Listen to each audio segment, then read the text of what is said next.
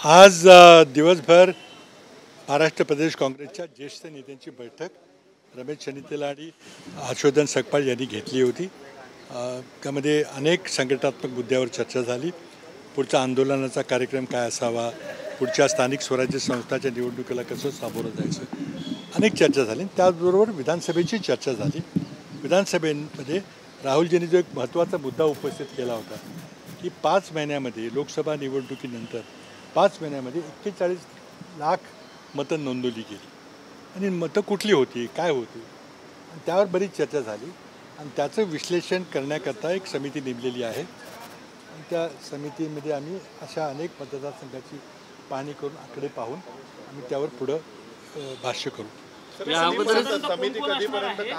त्या समितीत कोण कोण असणार आहे, किती दिवसामध्ये तुम्ही तुमचा कार्यक्रम? आता त्या अध्यक्षांनी त्यामध्ये कोणाकोणाला घेतलं मला माहिती नाही, पण आम्ही त्याबद्दल मी जे काम केलेलं आहे माझ्या मतदारसंघामध्ये ते काम आम्ही सर्व कमिटीच्या सदस्यांना दाखवून त्यांच्या मतदारसंघामध्ये किंवा इतर मतदारसंघामध्ये हा कार्यक्रम राबवता येईल का, त्याची माहिती घेता येईल का याचा प्रयत्न। आघाडीचे काही इतर पक्षाचे म्हणजे राष्ट्रवादी आणि शिवसेना यांचे देखील मतदारसंघांचा यामध्ये अभ्यास केला जाणार आहे का? नाही, असं आहे की आम्ही जे काम केलेलं आहे ते त्यांना आम्ही दाखवू नक्कीच, त्यांनी पुढे काय करायचं ठरवतील। त्या अहवाल सादर झाल्यानंतर तुम्ही इलेक्शन कमिशनकडे या संदर्भात जाणार आहात? पुढे काय करणार आहे माहिती नाही, पार्टी त्यावर निर्णय घेईल।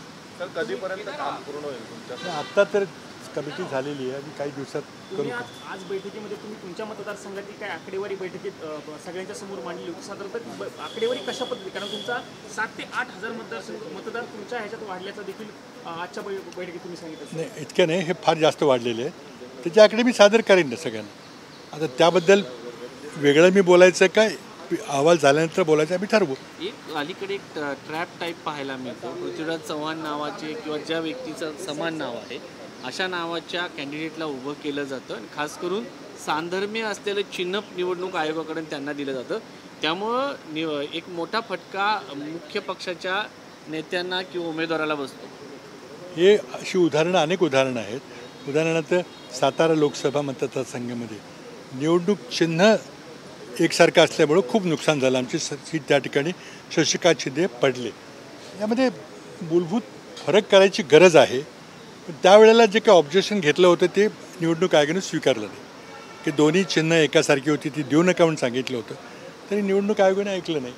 त्यामुळे निवडणूक आयोगानं निपक्षपाती वाढलं पाहिजे ही आमची मागणी आहेच। काही निवडणूक सुधारणा करण्याची गरज आहे असं वाटतं? निश्चितच आहे, त्या आम्ही सगळे आमचे मुद्दे आमच्या अहवालामध्ये देऊ की आम्हाला काय वाटतं केलं पाहिजे। एक मुद्दा हा आहे, अलीकडे लोकशाही पद्धतीचा खूप मोठा विचार मानला जातो, मात्र अधिवेशनाचा कालावधी जो आहे तो सातत्यानं कमी होताना पाहायला मिळतोय। आता अधिवेशनाचा कालावधी जो तुम्ही विचारला तो एक अलग प्रश्न आहे, पण पहलगाममध्ये जी घटना झाली त्याचबरोबर त्यानंतर जे ऑपरेशन सिंदूर सरकारने केलं त्याची संसदेमध्ये चर्चा झाली पाहिजे अशी आमची मागणी असताना नरेंद्र मोदी त्या मागणीला धुडकावून लावतात। आत्तापर्यंत जेवढी युद्ध झाली म्हणजे 1947 असेल, 62चं, 65चं, 71चं, 99चं, प्रत्येक वेळेला प्रधानमंत्री संसदेला सामोरे गेले, संसदेमध्ये त्यांनी वक्तव्य केली, संसदेला माहिती दिली, जनतेला संबोधून भाषणे केली, अविश्वास ठरावाला ते सामोरे गेले। पण हे प्रधानमंत्री आहेत जे संसदेचं अधिवेशन बोलवू इच्छित नाहीत, जे सर्वपक्षीय बैठक बोलवतात त्याला ते हजर राहत नाहीत, प्रेस कॉन्फरन्स कधी घेत नाहीत, किंवा ज्याप्रमाणे पाकिस्तानचे प्रधानमंत्री देशादेशात जाऊन पाकिस्तानकरता समर्थन जोडायचा प्रयत्न करतात, हे प्रधानमंत्री बाहेर पडत आहेत। कशाला घाबरत आहेत प्रधानमंत्री? काय चर्चा होईल जी त्यांना नको आहे? आणि त्यामुळं कालावधी कमी होते ही गोष्ट खरी आहे, पण आता संसदेचं महत्त्वच कमी करायचा प्रयत्न चाललेला आहे। एकीकडे ट्रम्प सांगताय की मी युद्ध थांबवलं, असं आत्तापर्यंत घडलं नाही असं सांगितलं जातं, पण ट्रम्प वारंवार सांगतात की मी व्यापारचं मोठी ट्रेड डील भारतासोबत करणार आहे आणि मी युद्ध थांबवलं। पहा, युद्ध थांबवलं ही वस्तुस्थिती आहे, प्रधानमंत्री मानायला तयार नाहीत की तुम्ही युद्ध जिंकत असताना तुम्ही सैन्याला का थांबवलं, हे याचं उत्तर प्रधानमंत्री देणार नाही तर कोण देणार आहे? का भाजपचा कार्यकर्ता देणार आहे, का आमदार कोणी देणार आहे? तर हे उत्तर कुठं मिळेल? हे संसदेशिवाय कुठं मिळेल? पण संसदेला सामोरं जायला मोदी घाबरतायत। कशाला घाबरतायत ते? ट्रम्पने त्यांच्यावर काय दबाव टाकला? आता जे सांगितलं जातं की व्यापार करार वगैरे बोगस आहे।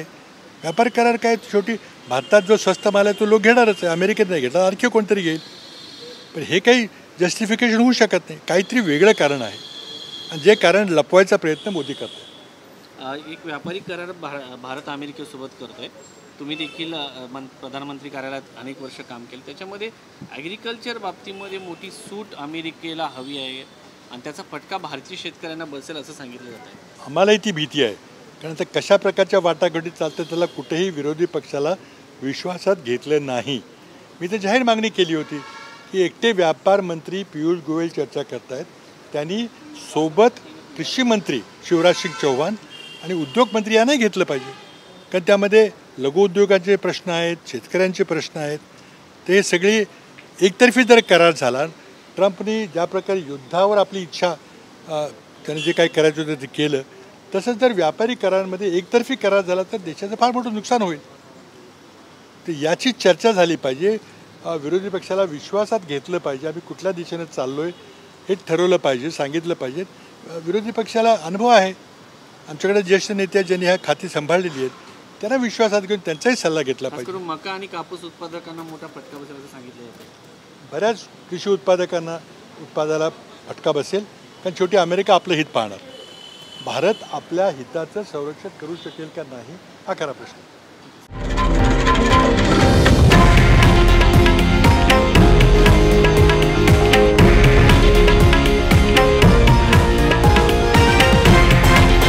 हे आहे देशातील नंबर 1 न्यूज नेटवर्क आणि आपण पाहत आहात TV9 मराठी, एकमेव.